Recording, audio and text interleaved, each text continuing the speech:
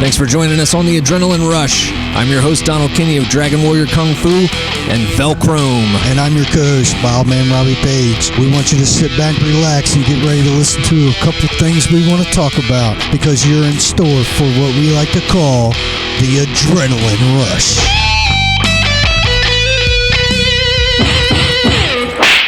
Hello and welcome to Adrenaline Rush. Wildman Robbie Paige. I'm your host, Donald Kinnie. I guess we can say this is our official first episode. You know, we're working out the bugs and kinks and trying to get in the groove of things. So I think we'll just go ahead and start. How's your week been going? What you been up to? What you going to be doing this weekend? It's going good. Easy week for me this week. Just working on this podcast, doing family stuff, teaching the classes.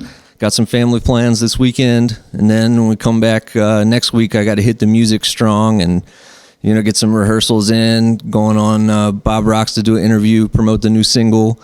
They have a great homegrown stash show on Sunday nights where they promote local bands, and that's been a great outlet for us over the years. Even promoted some live shows, like one at the Hagerstown Mall where we got kicked out for playing too loud. Yeah, that was fun. That's a true rock and roll moment. Yeah, when you get kicked out of the arcade, you can throw the tokens back at them, tell them to keep their pizza, you know what I'm saying? Because that's probably what they was trying to bribe you with on pay, probably. Here's 100 tokens. You guys have fun. Yeah, I don't know if that even paid anything at all. I think it was just the glory of being on a live platform, live public performance sponsored by Bob Rocks. Yeah, and Bob Rocks is a great platform, especially for anybody in this local area. I mean, they are located in Greencastle, Pennsylvania, but their range, it covers Virginia, parts of Virginia, West Virginia, Maryland, a lot of the PA area. A lot of people listen to Bob Rocks. It's probably one of the top listened to stations around here in the local area. So if you get a chance to do business with them, and they're going to use that outlet to get your music for people to listen to. I mean, there's no better way, because I mean, like I said, that's one station that I know people listen to around here. Yeah, for sure. It's definitely the rock station for around here, and I mean, I used to listen to it all the time myself. But the main comment I get, you know, because I've gone on Bob Rocks a few times already, is that, you know, from the regular listeners, is that I'm not quite as heavy as what they're used to listening to on the station, but you know, I still get some people that like it, so that's nice. Well, I mean, at that platform, when you got thousands of people listening, you know, you're going to have some people that don't like it, you're going to have some people that like it, and some other people that, you know, might say, hey, let me look this band up and see what other stuff they got going on. You know, I mean, that's I mean, you can expect that. Yeah. We're working on booking some other live shows around the area right now too. Trying to set up a little schedule. So we gotta get back on our rehearsal game for that, and also trying to work on finishing up the Christmas and children's albums. In as timely a fashion as possible. Yeah, because Christmas is right around the corner. Yeah, we've got a small window before we're saving it for next season. You know. Yeah, what is it, like 15 days or so left? Yeah, and that's why we went ahead and put out the single, because we're not sure if we're going to be putting out the album, you know, this year. It still needs a lot of work to give it that New Year vibe. Yeah. Yeah, we will probably wait, you know, till next holiday season or whatever. If we don't get at least the Christmas one done, you know, the children's album, we can go ahead and put out whenever it's ready. Cool, man, cool. So we may just switch gears on the new year and be promoting the children's album instead of the Christmas one, you know. So this week, I've just been working my tail off at work. You know, it's after the holiday, so it's so busy in there trying to catch up, and I've been working damn near like 10 hours a day, 6 days a week, and it's taking its toll on me. You know, I get home after being at work and I'm tired on the drive home, and I get home and I'm wide awake and I'm like, I got to go to bed, and I lay down and I'm fighting to go to sleep because the sun's coming through the window, and I got to cover my face with a pillow so I can fall asleep. It's crazy, man, working nights. Working nights and working longer shifts like that, both of those things are definitely wear you down, you know? It definitely takes a toll at the end of the week. It's like, whew, I feel it, not just like being tired, but like my brain's tired just from being up for so much because I've been running off of like 5 hours of sleep a day. You know, even on my day off, I could try to sleep in, but my body's on like a natural timer and no matter what, I'm up before 7 o'clock, and I'm still struggling to try to, you know, once I'm up, I can't fall back asleep, and then the little one wakes up, and he there ain't no way you're getting a nap when he's awake, you know. So, oh yeah. Yeah, I know all about that. Between that, you know, we did the class down there at Extreme Wednesday night, and I think that was a lot of fun. It was a little different atmosphere, and I think we get down there getting some more of the students in there together, you know, maybe kind of float them over from Tuesday night into Wednesday with a couple new students and stuff like that. Hopefully it'll catch a groove. You know, it is the holiday season and stuff. Maybe at the beginning of the year we might get a flux of people wanting to try up, you know, sign up. We can come up with like a little 2020 sign up plan or something, maybe attract some new students or whatever. Yeah, and I know Jesse and I have already worked out a thing where we do a combined sparring class where, you know, he basically just springs it on his students that they're doing sparring that day, and I show up with some of my students and they let them all put the gear on and do some light work, you know. Yeah. Start them off with some drills and then have them do the light sparring. You know what I mean? We don't really have to. We're not taking bets from parents and let them duke it out. Right. Yeah. It's fairly light because it's a lot of kids. You know. Yeah, and plus before they do any kind of serious fighting, they're going to do like point system tournaments and stuff like that. So we're basically teaching them how to block, evade blocks, counter strike, where to place your kicks and punches, because there is certain places where you can't kick, can't punch, you can get points taken away from you. I know all about that. Right, yeah. It's got to be above the belt and, you know, mostly to the front of the body, and once you make contact, you have to back off. And or to the headgear, not directly to the face, you know. Yeah, see it. Yeah, I know all about that stuff. Yeah, you don't want your little kids blacking each other's eyes and all that. Yeah, but it's good. It's good foundation and fundamentals for them to progress and to get better, because they have to start somewhere. Yeah, and a lot of them are surprisingly intimidated by it. This is just my take on it. They're probably thinking in their heads, they're putting on the headgear, they're putting on the gloves, they're putting on the foot gear. Yeah, and they're thinking, oh man, they're making me fight. Am I really doing this? yeah. So they're like, they don't know. We have to let them know that, you know, we're not fighting each other. We're training. You have to explain the self-control aspect to them. Yes, because with my son especially, he goes from 0 to 100 in a blink of an eye, and it's like, where did that come from, and why are you acting like that? And it could just be one little, you know, punch too hard or something like that. And especially in the young boys, there's a natural competitiveness to that, you know, where they get a little excited and get a little carried away, and then the other one gets mad that they were going a little too hard, and they got to get them back. They got to get their revenge, and it can escalate. Yeah, well, I think we have good control on things, and all of our students listen very well. It's just whether or not they're paying enough attention is the key word. Because we are constantly telling them, hey, one more time I got to tell you to pay attention, you're doing push-ups. One more time you're doing wall sits. One more time you're doing something. When I started teaching kids, you know, I went and looked at a lot of advice on teaching kids, and they were like, don't use exercise as a punishment. You want to be sure and make it a positive experience for them and stuff like that. But I've found that really works if you just go,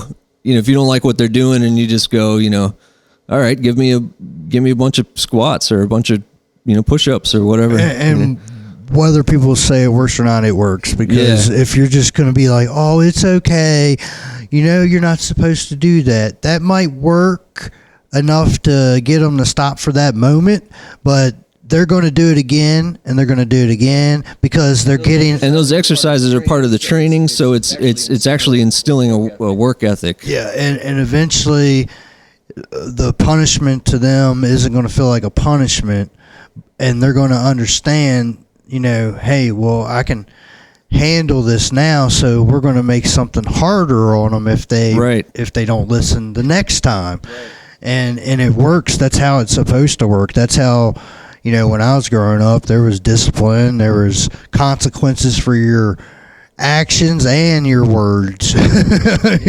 yeah, and that's the way it should be as well. Tomorrow morning, when I get off work in the morning, I got to go home, change my clothes, go down to the rec center. We got indoor soccer drafts at 9:45, but I got to be there probably about quarter after, get the sheet of all the kids that are supposed to be there, and then the kids that aren't there, you got to kind of put a line on their name so that they're going to be a random pick in the draft. I mean, it makes it a lot faster that way when you only get 5 picks and then your other 5 picks are random, because on an indoor team you only get 10 players, because 5 on the court at a time.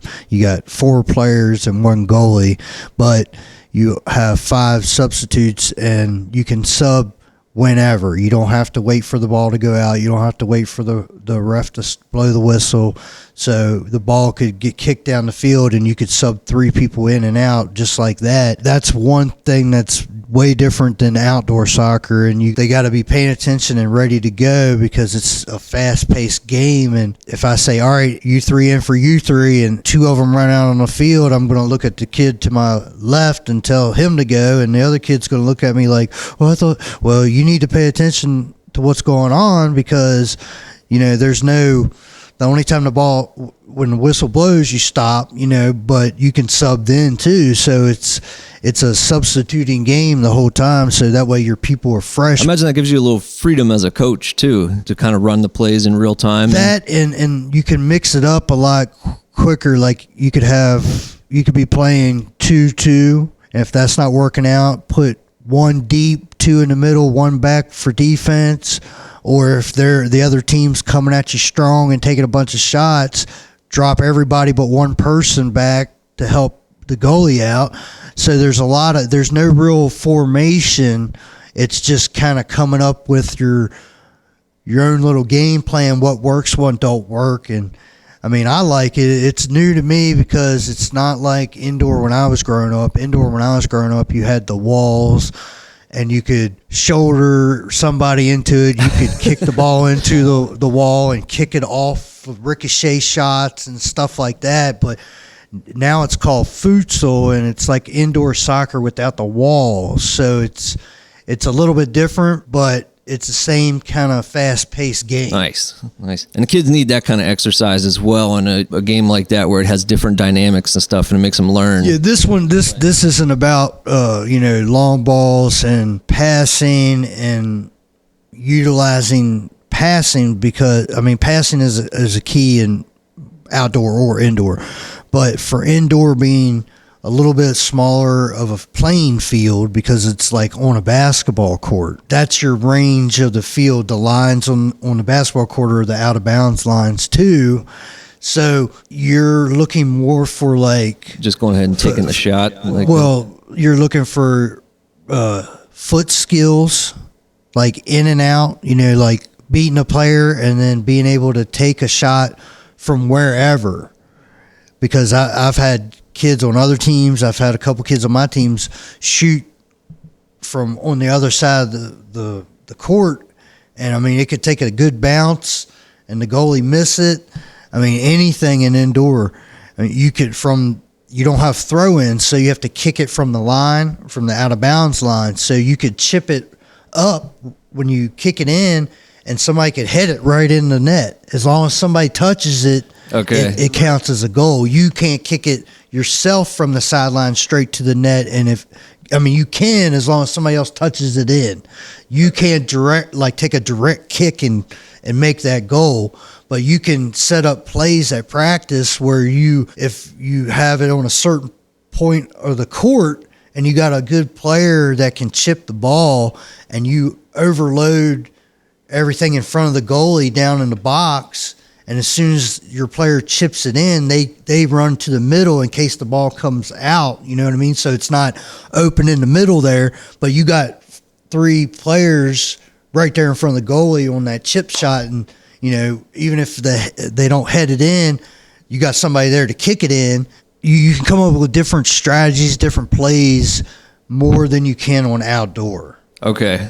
Outdoor is more like utilizing like the team and passing, calling for drops, sending the ball because you got a lot more range to run and stuff like that. Whereas this, you gotta make quick passes, you gotta make moves around players or through players to make that shot. There's no offsides, so you can basically shoot from wherever, which is another different aspect, because outdoor, rarely you're going to make a shot from defense or half field or whatever on outdoor because the field's so long. But from indoor, it's fair game and it happens. But that's basically what I got going on this weekend, what I've been up to, and trying to stay awake throughout the day and find some sleep in between. All right, we'll take a little break for our sponsors, and we'll be back with more Adrenaline Rush.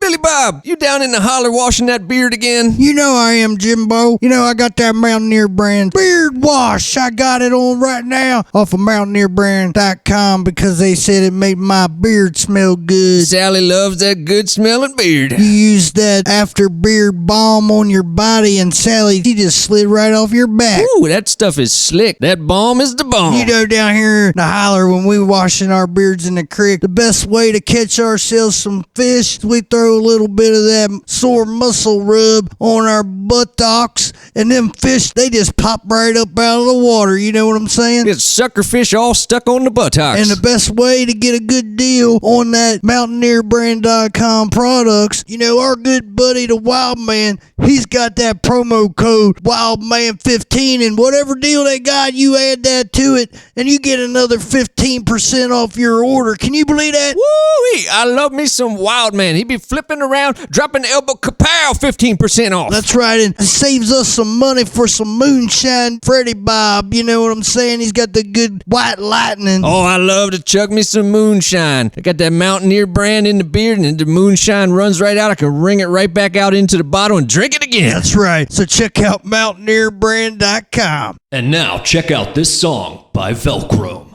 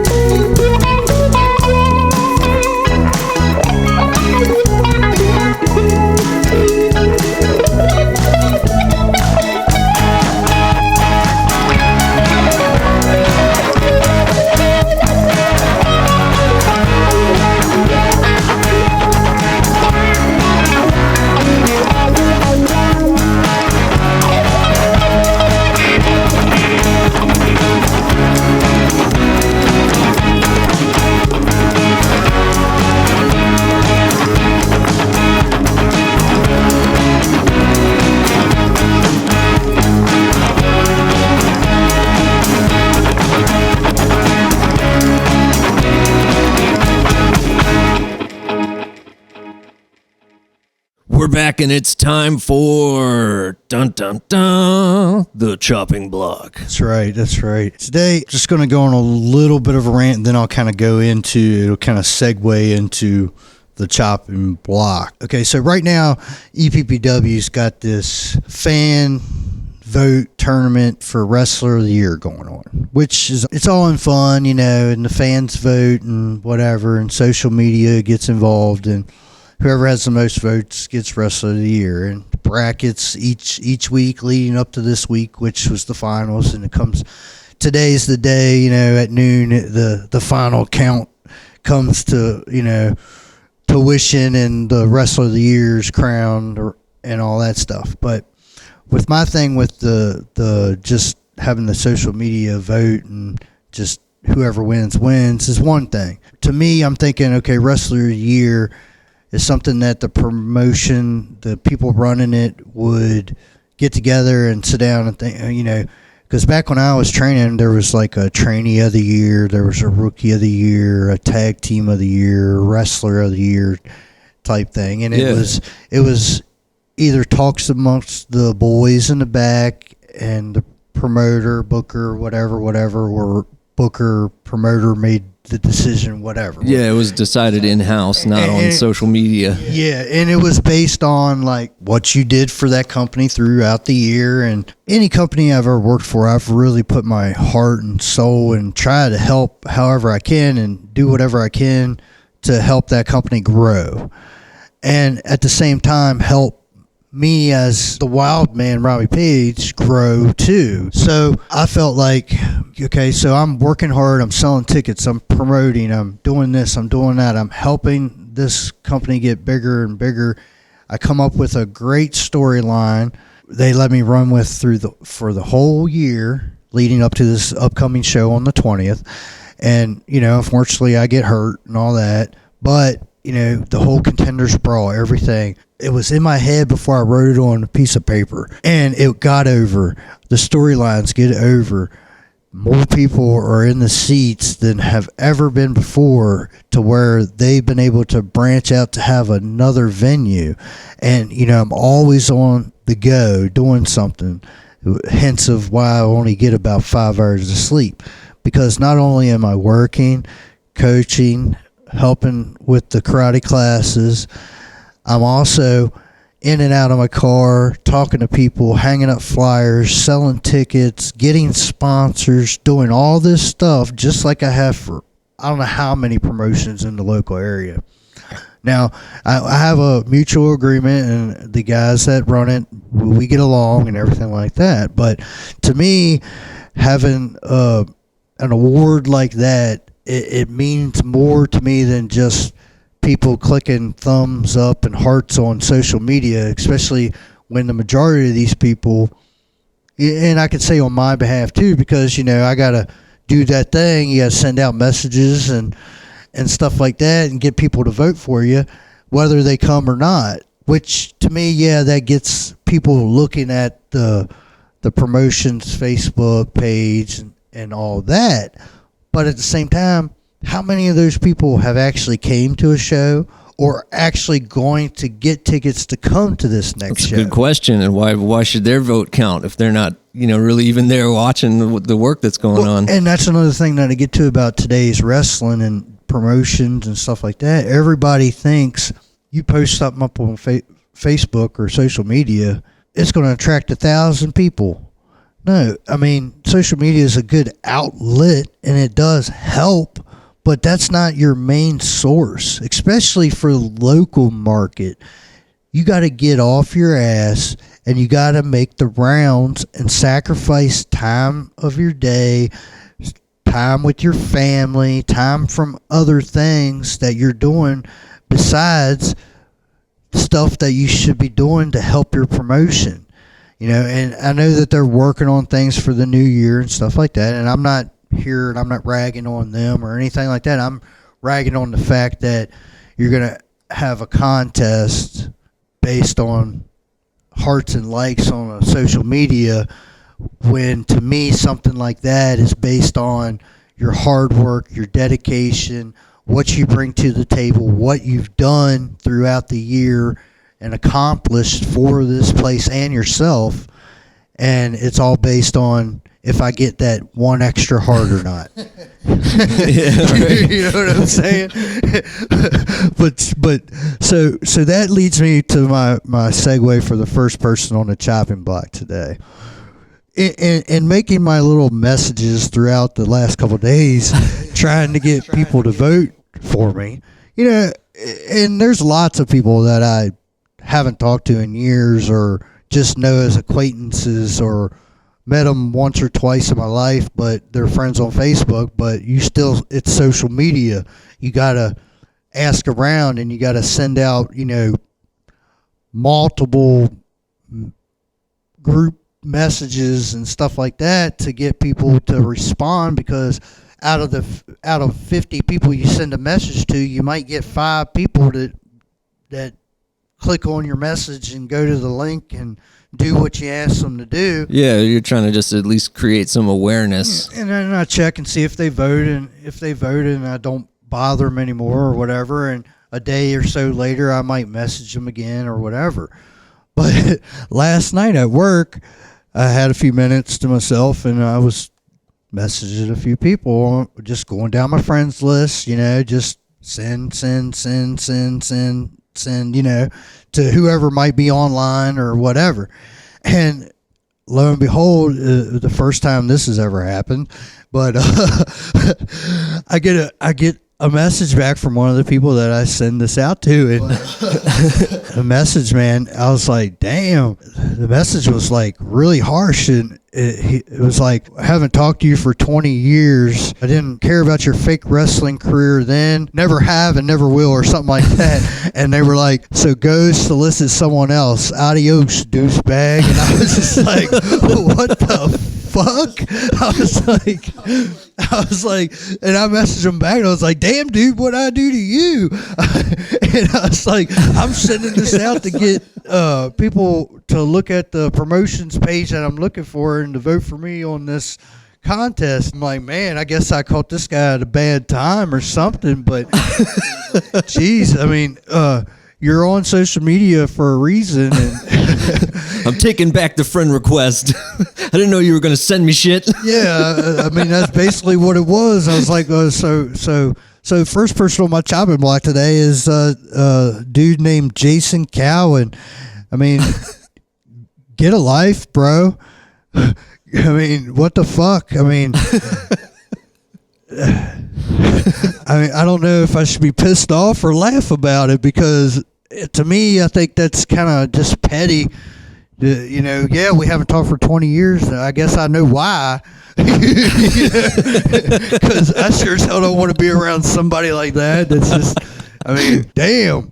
That's all I got to say. But I'll get to the real person on the chopping block today. And I'll go ahead and send out a fair warning to all the promotions. If you haven't heard of this chick, do not book her. She's not trained. She never has. She's attempted, apparently, but maybe one training session. And she's going around a bunch of these promotions in the tri-state local areas, telling people that she's trained and trying to get on the show and be a manager and all that stuff. And the next thing you know, she's sleeping with one or two of the guys in the locker room and causing drama and issues. And she's been kicked out of a couple places. And lo and behold, I show up to the last show and this chick's in the locker room. And I was like, look right at the promoter. I'm like, what is she doing here? Oh, we're giving her a chance. We needed an extra ref tonight, and ref came with her, or she came with the ref, or some shit. Just rolled my eyes and was like, and now I can say I told you so. Because she's a glorified ring rat. Her name is Kristen Scott. She's caused a lot of drama and shit in the locker room that you don't need. She's not trained. She doesn't know the business. She shouldn't be in the business. She's one of those ring rats that hang around. She wants to sleep with the wrestlers and then cause problems and wants to get on the show. And she wants to be the real life Jerry Lawler's divorce court. Yeah, it's ridiculous. And that people, and then promoters and wrestlers fall for it because they don't know any better. And, I'm not going to mention his name or anything, but he didn't know any better. He's only been in the business a few short years, but he's only been in the area the last 8 months or whatever. So he doesn't know the ins and outs and what's going on. But, being one of the boys in the back, and the first time you meet a girl and she's like, I guess everybody has their points of whatever, but when it comes to the wrestling world or whatever, there's not too many chicks that are wrestlers that are really in the business. And she's not one of them. She's definitely a total ring rat. She put her claws on this one, and next thing you know, we're getting a message on the group post from the dude saying, I woke up this morning and got a message and told her that I got stuff to do, and because I couldn't drive 3 hours to go see her, she flipped out, said she was pregnant, said she had herpes, all this crazy shit, and was putting all these fucking messages up on his Facebook page and stuff like that. And I was like, and he posted this up in the group for everybody to know about. So everybody's chiming in like, man, you should have said something. We would have told you to stay away from her and blah, blah, blah, and this and that. But, he didn't know any better, and he fell for the game and all of that stuff. But I'll just go ahead and say now, don't book this chick. She doesn't know what she's doing. She has never been properly trained, and she's only there to create drama and chaos in the locker room and give the promoters a hassle. She's trying to get boys to fight each other because they're sleeping with the same girl. I mean, it's ridiculous. This shit goes on. Trust me, it goes on. When you're trying to have a professional locker room, professional standards, especially when you're at a new venue, at a new place, and you're trying to make a statement to the people that you're renting the venue from. You don't want the same old bullshit. You don't want the same old bullshit. And what happens? The same old bullshit. It might not happen that night, but it still happened. And if they would have brought her back and it would have continued to happen and it would have got worse and worse and worse like it did at another promotion that I was working for, and it created all this drama. They had to have a whole locker room meeting and talk about you're not supposed to be sleeping with your coworker, blah blah blah. Jeez. Blah. I mean, it was like a whole damage control on it. Am I in fucking high school or am I a professional wrestler? And it's hard to see between the lines nowadays from all the shit like that happens and all the drama and bullshit. It's ridiculous. Kristen Scott, you are not a manager. You're not in the pro wrestling business. For all you guys and all you promoters that want to fall under her spell, just remember, she's been going around for the last 2 years sleeping with as many wrestlers as she can sleep with. And to me, that's kind of gross.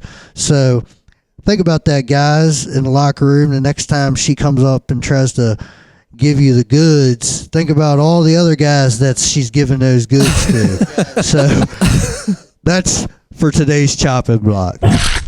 Do you love kung fu movies? Of course I do. Do you want to be like Jackie Chan and run through traffic doing backflips? You know I do. Do you ever want to beat those ninjas that attack you in the frozen food section of the supermarket? Always. Come on down to Dragon Warrior Kung Fu, where you can choose to be a dragon. Sifu Donald Kinnie with Dragon Warrior Kung Fu. You can find me on Facebook, Dragon Warrior Kung Fu. You can find me on YouTube, Dragon Warrior Kung Fu. You can come on down and take classes at Extreme Family Fitness on Mondays and Wednesdays from 5 to 6. Classes Tuesdays and Thursdays by appointment. Hit me up, 304-350-0646. Are you being bullied? Yeah. Do you want to learn to defend yourself? Yes. You want to learn how to punch? Yes. Kick? Yes. Sweep? Yes. Take them down? Yes. Joint lock the wrist? You know it. Joint lock the arm? Of course. Ankle lock? You can do that? Chokeholds? Of course. Wrestling? Yes. Kickboxing? Yes. Total annihilation of the enemy? Yeah. Then you need to get on down to Dragon Warrior Kung Fu, where you can learn all of that and more. All right, guys, we're back with today's martial arts lesson with Donald Kinnie.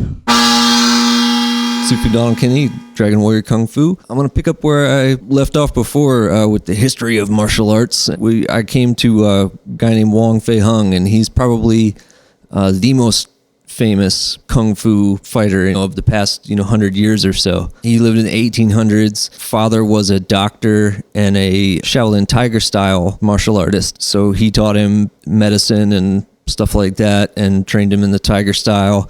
And then when he was getting a little bit older and was pretty skilled at kung fu already, he sent him to a Shaolin monk that knew the original stuff from the northern temple, where they had rebuilt it now in the south. And so he learned some very advanced type of kung fu from this monk, mixed it, left there. At some point, in between being in the military and all that, he also trained with a Tibetan white crane master and picked up some more of that, long arm swinging punches type techniques, which, are very powerful, but are also very hard to pull off. As I'm sure being in a fight situation, if you're throwing a big roundhouse punch, it's a lot easier to block that. Yeah, than than a wide quick straight range punch. Yeah, you see it most of the time. You see those kinds of kicks or punches coming. Yeah, there was a lot of emphasis on that long arm swinging style back in the ancient times, and I think a lot of it comes from the idea of having to fight someone with a spear, because you need the range, because you're dealing with blocking their weapon and then moving in to try to knock them out or whatever. But they hit certain angles and practice it over and over again, so that's just their deal. So you got to know, if you fighting some old school kung fu guy, you got to watch for those fucking windmill shots, and nowadays, most people aren't worried about dodging or blocking spears. Yeah, exactly. And that's where it kind of switched, and styles more like Wing Chun, where it's more short range, in close boxing, kind of took popularity when it became more about self-defense and less about battlefield kung fu. Yeah, it's interesting, to think about the different dynamics there, that you would need to swing the body a little differently, stuff like that, if you're covering a lot of ground with your moves, Well, I'm sure if they used that in like battle situations, they were fighting more than one person at a time. Absolutely. So they just had to be in great shape and be able to take this guy out quick and move right on to the next guy, So it was a little bit different style, and there's a lot of popularity still with long fist kung fu today. There's a lot of variations on that. And the long fist version, that's more of like the iron. If you watched Iron Fist, that's kind of like the style he does. Yeah, he did Kunlun, which is an actual mountain there where they trained a kung fu style. So it's kind of its own style, but yeah, it's very similar, in my understanding, to just kind of a mix of the old style kung fus. And just like Wudang would be another one, would be where they stuck strictly to the Taoist beliefs instead of the new Buddhist beliefs, which actually came from India. So, they saw it as like a foreign thing. At the Wudang temple, they stuck with the Taoism, which was just strictly like the yin yang and the elements. But if you look at their stuff, it's almost the same as Shaolin. They just say they structure it backwards, where they focus on the soft stuff first, the meditation and the being in touch with your inside, more of like Tai Chi style. And then once you get good at that, then you start doing a more hard combat style. Yeah, I guess they train them more mentally first than physically. Yeah, they say they work soft to hard instead of hard to soft. Whereas if you study karate or Shaolin style kung fu, you start out with developing raw punching and kicking power and fitness and flexibility. You build all that stuff up first, the physical attributes. And then you work to become more advanced with your technique. And your inner peace. And your inner peace and all that, yeah. So they go the backwards way, and there's advantages to both because, training your body, being in better shape is definitely a determining factor in the actual conflict. Just like when you compete as a wrestler or whatever, you want to be in the best shape as possible so that you have the physical advantage. That's always been a reality. So the people who are dealing more with actual combat, need to put an emphasis on the strength and toughness over having an advanced technique so that they can be ready to fight sooner. But if you do it the old way and you focus on the technique and stuff like that first, it switches, right? Because it starts out the people in better shape are going to win, And then as you get older, it's the people who have the technique. But once you got them both, then you're set. Yeah, exactly. Yep, and that's where it becomes complete either way. Because if you train soft, at some point you got to learn how to go hard. And if you train hard, at some point you got to slow down and learn the details. You got to learn how to right, control yourself. I can definitely say that was me, because I trained hard, learning the moves, learning how to fight and protect myself. And when I was in tournaments at the early stages of my life, 16 to 21, there was several tournaments that I could have won the whole thing, but I couldn't control my emotions, and I kept losing points or I got disqualified. So nowadays, I feel like I have more control of that, and I'm learning more of the forms and the breathing and controlling myself, whereas I can still do the other stuff, but now I feel more whole, you know what I mean? Yeah, and I think the Kunlun style from the Marvel's Fist probably would have been somewhere in between those two, where it was like part spiritual woo-woo and part just training kung fu. You know? And I think they did that series no justice, because that character could be really awesome. And I'm not saying that series was bad, but it wasn't great. It was just tolerable because they made it so slow of a build up. Yeah. I really couldn't decide when I was watching that whether I really liked it or not, because I was a big fan of the comic books as a little kid. Power Man and Iron Fist. Yeah, those were great. Mm-hmm. Those were like Bruce Lee movies, but in a cartoon, And I mean, there was parts of it that were awesome and stuff like that, but to me, it didn't hook, line, and sinker me like the Punisher and Daredevil did, because there was constant action and conflict and stuff going on, whereas Iron Fist was more like they're telling you more of his backstory, and he's trying to fight his rage, and he doesn't want to fight, and and then finally, I think it was like 4 episodes in, you finally see him fight somebody, and you're already at the point where you're ready not to watch this. I don't remember more of it because you haven't seen anything happen yet. His girlfriend was more tougher in the first few episodes than he was, and I was like, man,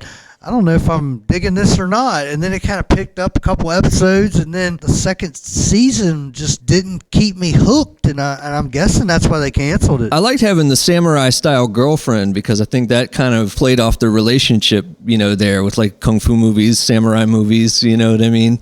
Being a similar kind of interest and fetish, well, speaking of which, that's a good segue to go into what we forgot to talk about the last time we did the martial arts lesson of the day. We wanted to end the lesson every episode with a couple of recommendations of some martial arts movies that we grew up watching and love, and if you haven't watched them, you got to check them out, because growing up, that was the thing, man. Top 20 video invasion every Friday night, especially that 10 to 15-year-old range, when you're not partying and running around like a teenager or anything like that. You're at home on the weekends watching movies and stuff like that. And Top 20 Video Boy and Video Invasion. Let's go get the new John Claude movie or whatever.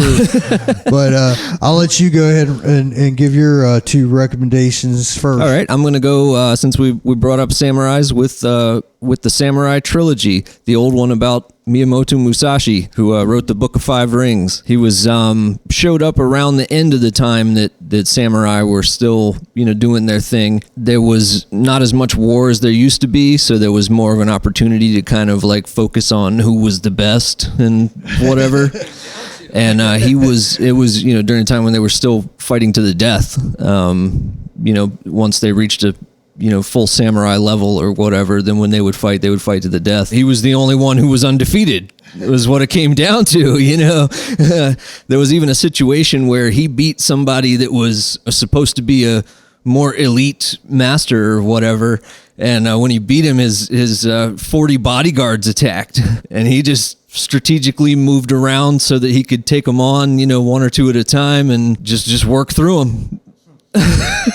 Somebody you don't want to mess with. Yeah. So, and he was known for having the two sword style, which most of the samurai were just doing the one main sword, and then they had the short sword for backup, or if the main weapon got isolated or whatever. Yeah. And then they had the one to commit seppuku if they needed to, if they were going to be captured or something like that. It was considered more honorable to kill yourself take their own life with a big knife. Yeah. I don't think I got the cojones to do that. Yeah, that's rough stuff. Then you put it in, pull it across, and then if you can, you pull it up as well. It would take a lot of strength just even to do that, go through all the tissue and the guts and everything.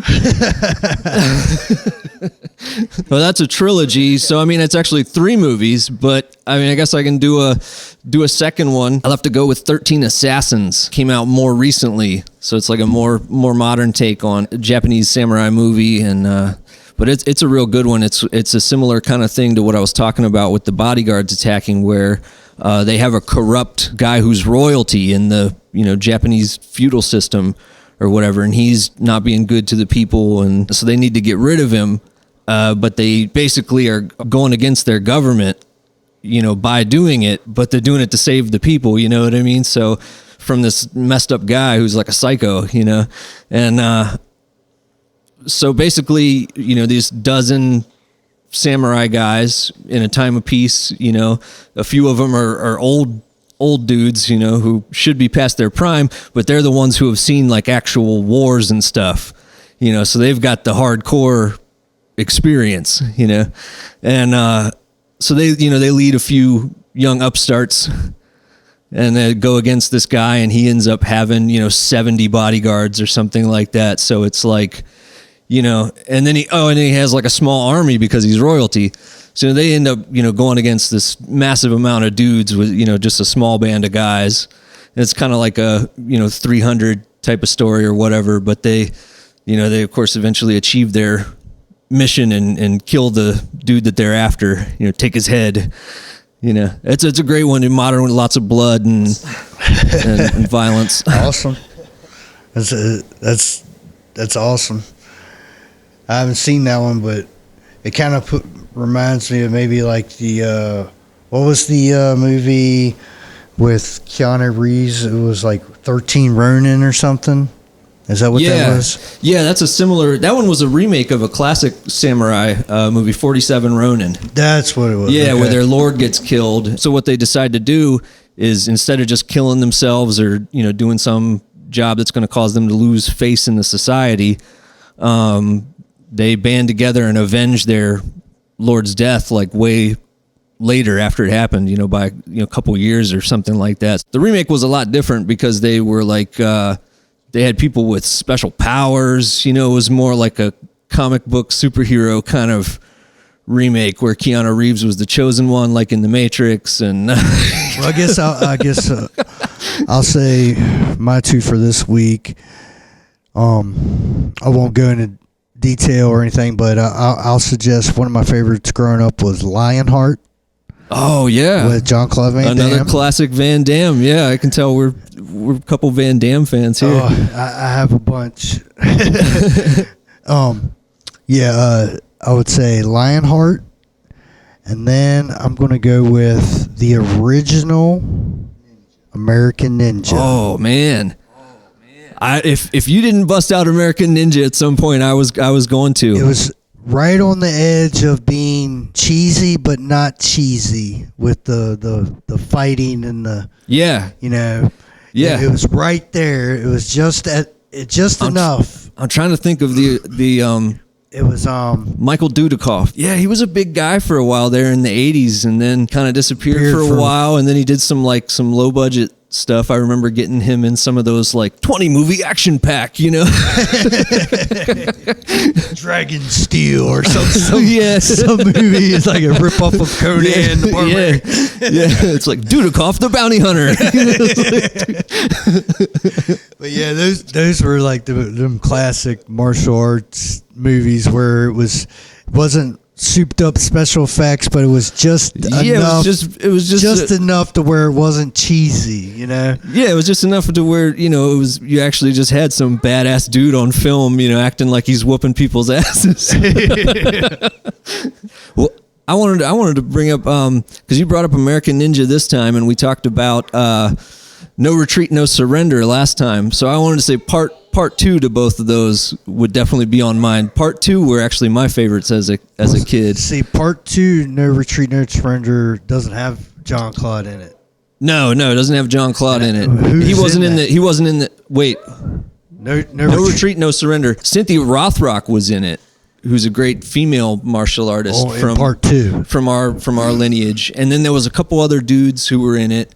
I can't think of their names. They were, more obscure 80s. As I know in the first one, Billy Blanks was, I think, on one of those teams because it was like a team fight. And then when Van Damme came in, he was like the main, like he didn't even need a team. He was just the whole team. Yeah. Here I am, Van Damme. Breaks the dude's dad's leg in the dojo. Yeah. That's old. In the cool white suit, and then when they get in the ring, he jumps up and does a split across the ropes and stuff, and that's people hadn't seen that before. That's where Rob Van Dam got his. Yeah, the 360 kick. Yeah, that's where he got his name and routine and stuff, and of course they do look a little similar. But of course, Rob Van Dam gotten a lot thicker, throughout his career in wrestling. Yeah. Whereas in the early days, he looked more like, Van Damme, where he's more trim and cut or whatever. He's still thick. He's still a big dude. Yeah. He actually holds a weightlifting record for doing a split between two chairs and holding a dumbbell. Yeah, between he's got like a 150-pound dumbbell or something like that, and he does whatever you want to call that, rows, type of row, I guess. Yeah. That's crazy strength, though. All right, we'll take a pause here. This is Donald Kinnie with Dragon Warrior Kung Fu. I want to talk about Mountaineer brand beard care products. Their beard balm is the best around you'll find. They're a great local company, all natural products. I can't recommend them strong enough. I've been using their beard oil when I get out of the shower and I've got the damp beard. I just massage it in there. It gives me a nice shimmer and shine for my coat for the rest of the night. Plus it gives a little perfume smell that the ladies love, and they get in close for your moments of intimacy and you smell like lime and sage, and that's a good thing. MountaineerBrand.com, promo code WILDMAN15, save you some money. Welcome back to the Adrenaline Rush. In our final segment for this evening, Wildman's going to offer some advice to up-and-coming wrestlers. Yeah, so if you're just getting into the business and you're looking to be a professional wrestler, the best advice I could give to you is, one, definitely try to be in some kind of physically fit shape. You need to have some stamina, you need to have some cardio, some strength, some agility. All that comes into play when you're going to training and learning how to do the basic stuff. The other thing I would say would be you need to be able to sacrifice time, sleep, time with your family, everything to learn the craft, because you're not going to learn just 1 or 2 days a week. You're going to have to actually spend a lot of time, weeks in, months just to get the basics and the formats to kind of mold yourself into what type of character you want to be, what kind of moves you're going to use. You need to learn all that stuff before you start trying to get bookings and calling yourself a pro wrestler. On top of that, invest some money into some gear. You need actual wrestling boots. You need knee pads, elbow pads. You don't have to go and get a bunch of custom gear and stuff like that if you're first starting out. Just get your basic stuff, your basic tights or whatever. And as you get your skill improves and you start developing a character, then invest in some custom stuff, because then you have something to kind of pitch. And the next thing I would say would be investigate, search out different schools, weigh the option. What are you going to get out of it? Are they going to open up doors? Are they going to help you make connections? Or are they going to give you opportunities? Look into all that plus the price and the distance that you're traveling, and see what works for you and what doesn't work for you, because the very first thing that comes up might be the easy route to go, but might not be the best option. So all I'm just saying is to search it, explore different ones, and see which one fits you the best. It's going to take time. You're not going to walk in the door the first day and know how to do everything. You're going to get criticized, you're going to get judged, you're going to get ran through the ringer, and depending on where you go to train, some people train old school, and you're going to have to set up chairs, you're going to have to set up a ring, you're going to have to mop the floor, you're going to have to sweep out the ring, you're going to have to do all kinds of other stuff that doesn't involve locking up and doing moves. It's just building the respect from the training school that you're going to. So expect to do other things than just getting in the ring and rolling around and learning moves and stuff like that, because there's a lot that goes to it than just that. So I guess that would be my little bit of advice for anybody just starting. Take that and think about it. Like, seriously, think about it.